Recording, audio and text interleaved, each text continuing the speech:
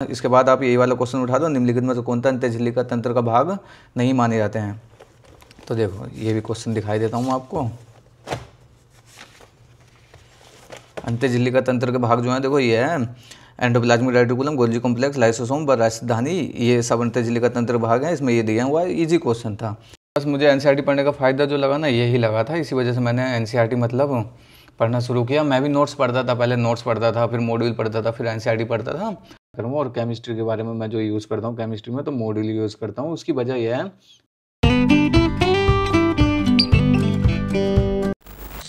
Hello guys, welcome back to my new blog. I hope आप सब ठीक होंगे, आपका पढ़ाई अच्छे से चल रहा होगा। फाइनली आज मैं आपको बताऊंगा, पढ़ते पढ़ते बता दूंगा मतलब मैं कैसे पढ़ता हूँ और किस सब्जेक्ट में क्या सोर्स यूज़ करता हूँ। जैसे ही मैं अपना सब्जेक्ट पढ़ूंगा उसके बाद आपको मैं सब बताता जाऊँगा। जैसे मैं बायोलॉजी में क्या पढ़ता हूँ, केमिस्ट्री में क्या पढ़ता हूँ और फिजिक्स में क्या पढ़ता हूँ। फिजिक्स का तो मैं आज नहीं बता पाऊँगा, पर बायोकेमिस्ट्री का मैं बता सकता हूँ, क्योंकि आज मेरी बायोकेमिस्ट्री की क्लास ही, तो उससे मेरी क्लास भी कंप्लीट हो जाएंगी और मैं बता भी दूंगा। तो अभी मैं स्टार्ट करता हूँ अपना पहला सब्जेक्ट बायोलॉजी, और अभी टाइम हो रहा है लगभग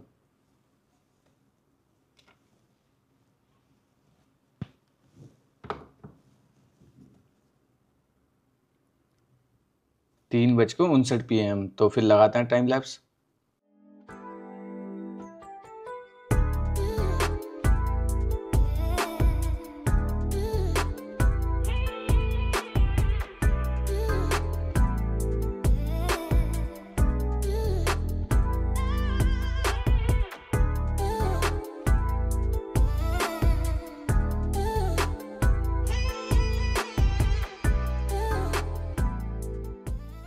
ये आज का मेरा पहला सब्जेक्ट कंप्लीट हो चुका है और अभी टाइम हो रहा है लगभग 6:05 PM। तो ये मेरा कंप्लीट हो ही चुका है आज का सब्जेक्ट। तो मैं अभी बताता हूँ मैं बायोलॉजी में एनसीईआरटी क्यों पढ़ता हूँ और कैसे पढ़ता हूँ, उसके फ़ायदे क्या हैं। नुकसान का मुझे पता नहीं, पर मैं फ़ायदा बता सकता हूँ, नुकसान आप खुद देख लेना। तो फिर शुरू करते हैं। जैसे मैं अभी सर्कुलेशन से पहले breathing exchange of gases chapter पढ़ा था, मैं इसी के हिसाब से आपको बता देता हूँ, मतलब एक्सप्लेन कर देता हूँ मैं कैसे पढ़ता हूँ। जैसे ये चैप्टर है, अभी मैंने इसमें ये लाइन हाईलाइट कर रखी है, जैसे ये पहले कर रखी है, फिर उसके बाद ये, फिर उसके बाद ये। तो मैं क्या करता हूँ पता है, इस लाइन को यहाँ से लेकर यहाँ तक लिखूँगा पहले, मतलब 2-3 बार लिखूँगा। स्टार्टिंग में तो मैं 8-9 बार लिखता था, तो याद हो जाती थी, बिल्कुल एकदम अच्छे से रट लेता था। फिर उसके बाद दूसरी लाइन को लिखूँगा, जैसे फिर ये दूसरी लाइन भी याद हो जाएगी, फिर तीसरी पे ना पहुँच के इन दोनों को दोबारा से लिखता हूँ मैं। फिर ये जब मुझे लगेगा दोनों अच्छे से याद हो गई, फिर इसके बाद मैं तीसरी लाइन को याद करता हूँ। इस तरीके से मैं सब लिख लेता हूँ, ऐसे धीरे धीरे करके पूरा पैराग्राफ मुझे याद हो जाता है। अब मैं इसका फ़ायदा बताऊँ, फ़ायदा क्या है। देखो अभी मैं ऐसे ही मैंने ये पूरा चैप्टर याद कर लिया, जो भी अपना ये पूरा ब्रीथिंग एक्सचेंज ऑफ गैसेस, ये पूरा चैप्टर है, ये मैंने याद कर रखा है। अभी मैं इसका फ़ायदा दिखाता हूँ आपको। देखो मॉड्यूल कहाँ है मेरा, मॉड्यूल उठा के लाता हूँ फिर बताता हूँ। ये अब मैं बताता हूँ। देखो नीट में एनसीईआरटी पढ़ने के क्या फ़ायदे हैं। जैसे कि नीट 2023 में ये क्वेश्चन आया था, इससे ब्रीथिंग एक्सचेंज ऑफ गैसेस से आप ये क्वेश्चन देखोगे ना, इसमें क्रम पूछा, बस क्रम। ये सारी की सारी लाइनें आपको एनसीईआरटी में मिल जाएंगी, आराम से मिल जाएंगी। आप देखोगे तो ये क्वेश्चन बिल्कुल सेम यहाँ से आया है, बस ये लाइनें क्रम में याद करनी थी और फिर ये क्वेश्चन आराम से हो जाता 2023 में। उसके बाद देखो ये क्वेश्चन आया था 2023 में जैव क्षमता वाला, तो ये क्वेश्चन आपको यहाँ मिल जाएगा। देखो ये दिया जैव क्षमता। उसके बाद आप ये वाला क्वेश्चन ही उठा लो, मनुष्य मस्तिष्क को उस भाग को पहचानिए जो समयावधि को कम कर सकता है अंत्यश्वासन की। ये क्वेश्चन ही दिखा देता हूँ आपको, ये रहा, अंत्यश्वासन की अवधि को कम कर सकते हैं, ये रहा। इसके बाद अगर ये क्वेश्चन तो बहुत लंबा है, मैं बताऊंगा तो बहुत ज़्यादा टाइम लग जाएगा। ये वाला देख लो आप, श्वसन के नियमन में मस्तिष्क उस मध्यांश के क्षेत्र को पहचानिए जो भी मतलब अत्यधिक संवेदनशील है CO2 के लिए। ये रही सेम लाइन बिल्कुल। और किसी को लग रहा है ना अगर एनसीईआरटी में ऐसा कुछ नहीं है या मतलब फ़ायदा नहीं, तो आप सारे क्वेश्चन मिला के देख लेना। उसके बाद ये संदर्भ 22 का क्वेश्चन उठाओगे आप, तो संदर्भ 22 में ये वाले जो क्वेश्चन पूछा गया है, क्षतिग्रस्त बाह्यकोश से विद्युत श्वसन सतह में कमी को दर्शाता है, ये वाला बात स्फीति। ये रहा सेम क्वेश्चन, उसमें कोशिकाओं की भित्ति क्षतिग्रस्त होती है जिससे गैस विनिमय सतह घट जाती है, ये यहाँ से आ गया बात स्फीति। उसके बाद आप ये क्वेश्चन भी उठा लो, चलो ये भी छोड़ो, ये क्वेश्चन देख लो। मनुष्य में सामान्य प्रक्रिया, सामान्य शरीर क्रियात्मक स्थितियों में प्रत्येक 100 ml ऑक्सीजन ऊतकों में 5 ml OT को वितरित करता है। ये क्वेश्चन ही दिखा देता हूँ मैं, ये रहा सेम ये वाली लाइन है। अब आप खुद ही सोच सकते हो मतलब एनसीईआरटी पढ़ना क्यों ज़रूरी है, और ये ऐसा नहीं है इसी चैप्टर के लिए ज़रूरी है। तो मैं अभी देखो आपको दूसरा चैप्टर दिखाता हूँ, एक और चैप्टर आपको देखो अब मैं दूसरे चैप्टर में दिखाता हूँ आपको यही सब कोशिका जीवन की इकाई। इसमें देखो ये मैं बड़े बड़े क्वेश्चन नहीं दिखाऊंगा, छोटे छोटे दिखाऊंगा, बाकी आप देख लेना खुद। इसमें देखो ये क्वेश्चन दिया है मतलब एक क्वेश्चन नंबर 51 जो कि सन 2023 में आया था। निम्नलिखित में से कौन सा कार्य है कोशिका साइटोप्लाज्म द्वारा किया जाता है? तो प्रोटीन संश्लेषण नहीं होता, गति होती है। गति देखो अभी मैं आपको दिखाता हूँ, ये रहा साइटोप्लाज्म। यह आंतरिक सहायता गति व कोशिका के आकार को बनाए रखती है। देखो ये दिया हुआ। इसके बाद आप यही वाला क्वेश्चन उठा दो, निम्नलिखित में से कौन सा अंतःझिल्लिका तंत्र का भाग नहीं माने जाते हैं? तो देखो ये भी क्वेश्चन दिखाई देता हूँ आपको। अंतःझिल्लिका तंत्र के भाग जो है देखो ये है endoplasmic reticulum, Golgi complex, lysosome व राजधानी, ये सब अंतःझिल्लिका तंत्र भाग हैं। इसमें ये दिया हुआ है, इजी क्वेश्चन था। इसके बाद यही देख लो अब तीसरा क्वेश्चन, यदि लाइसोसोम का पीएच बढ़ाकर क्षय कर दिया जाए तो उसका परिणाम क्या होगा? जलाग्रहणीय एंजाइम असक्रिय हो जाएंगे। कुछ नॉर्मल सा क्वेश्चन है। देखो ये रहा लाइसोसोम अम्लीय माध्यम में देखो सर्वाधिक सक्रिय होता है। इसमें इन्होंने क्षारीय माध्यम पूछ मतलब जलगड्ढी असक्रिय हो जाएंगे क्योंकि पीएच बढ़ा दिया, पीएच बढ़ाने से क्षारीय माध्यम हो जाएगा। तो ये क्वेश्चन दिया, ये आप देख सकते हो। बाकी भैया समझदार हो आप लोग, आपको जो ठीक लगा मेरे हिसाब से तो पता है। मेरे हिसाब से बस मुझे एनसीईआरटी पढ़ने का फ़ायदा जो लगा ना यही लगा था, इसी वजह से मैंने एनसीईआरटी मतलब पढ़ना शुरू किया। मैं भी नोट्स पढ़ता था, पहले नोट्स पढ़ता था, फिर मॉड्यूल पढ़ता था, फिर एनसीईआरटी पढ़ता था। तो मतलब टाइम वेस्ट होता था, खूब बहुत ज़्यादा टाइम वेस्ट होता था। इससे ज़्यादा तो दूसरे सब्जेक्ट में ध्यान दे लो। और वैसे ये ज्ञान देता नहीं, देता ही कहीं, मैं कभी बात ही नहीं करता इस बारे में। मैंने बात की क्योंकि बहुत सारे बच्चे पूछ रहे थे तो मैंने बात की।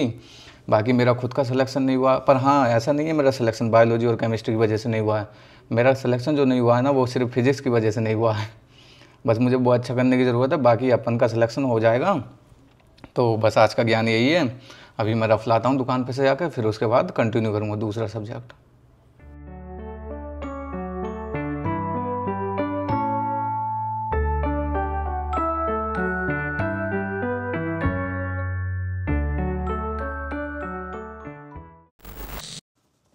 अब मैं अपना आज का दूसरा सब्जेक्ट स्टार्ट करूँगा जिसमें मैं इनऑर्गेनिक केमिस्ट्री पढ़ने वाला हूँ। वैसे तो मैं अभी भूल गया था फिर मुझे याद आई इनऑर्गेनिक केमिस्ट्री पढ़नी है जिसमें मैं डीबी लॉग पढ़ूंगा। और अभी टाइम हो रहा है लगभग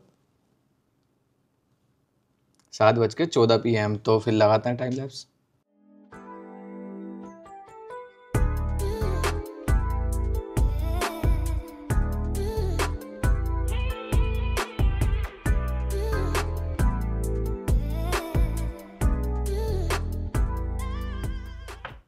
ये आज का मेरा दूसरा सब्जेक्ट कंप्लीट हो चुका है और अभी टाइम हो रहा है लगभग 8:25 PM।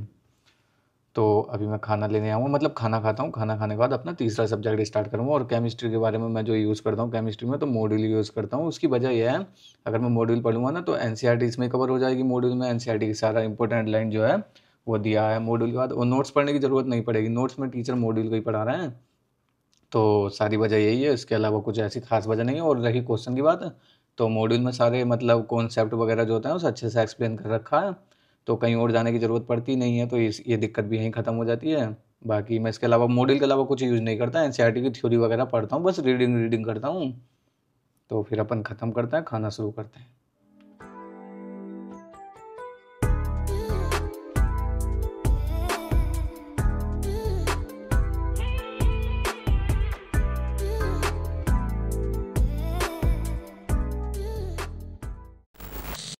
अब मैं अपना आज का तीसरा सब्जेक्ट स्टार्ट करूँगा जिसमें हम माइक्रोब्स इन ह्यूमन वेलफेयर पढ़ेंगे। और ये मेरा काफ़ी कंप्लीट हो चुका है, थोड़ा बहुत रह गया, मतलब काफ़ी रह गया पर इतना भी नहीं है कि कंप्लीट नहीं हो पाएगा।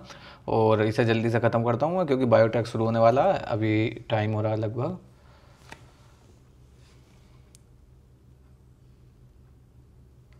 10:07 PM। तो फिर लगाते हैं टाइम लैप्स।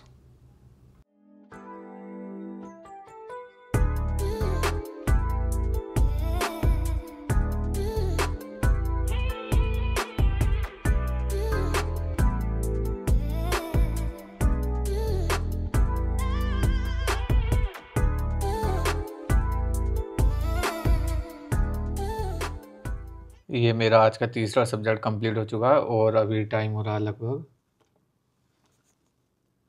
11:46 PM। तो अभी मैं 5-10 मिनट का रेस्ट करूँगा या थोड़ा बहुत ज़्यादा करूँगा क्योंकि मेरा अभी बिल्कुल एकदम माइंड ना बिल्कुल भर चुका है। तो अभी मैं थोड़ी देर रेस्ट करता हूँ, फिर उसके बाद अपना आखिरी सब्जेक्ट स्टार्ट करूँगा, तो फिर मिलते हैं थोड़ी देर बाद।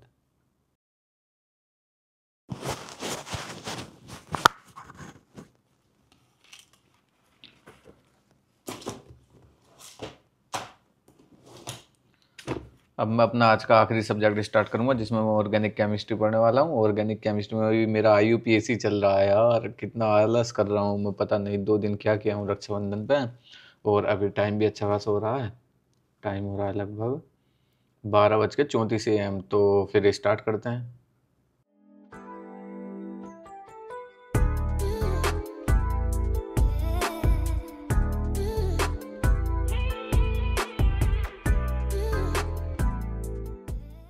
ये मेरा आज का आखिरी सब्जेक्ट कंप्लीट हो चुका है, जिसमें IUPAC पढ़ रहा था। ये एक दिन का और रह गया, मैं इसका क्वेश्चन लगा के खत्म कर दूंगा, या फिर मैं इसे कल ही क्लास में खत्म कर दूंगा, किसी लेक्चर में या लंच में। और अभी टाइम हो रहा है 1:31 AM, मतलब रात के 1:30 बज चुके हैं, और मुझे कल क्लास भी जाना है। अगर मैं अभी नहीं सोता हूँ ना, तो समझ सकते हो, मतलब कल क्लास छूट ही जाएगी, फिर दिक्कत हो जाएगी बहुत सारी दिक्कत की हो जाएगी, पता है, घर फ़ोन पहुँच जाएगा, फिर मतलब बहुत लंबा सीन हो जाएगा, बहुत सारा झूठ बोलना पड़ेगा।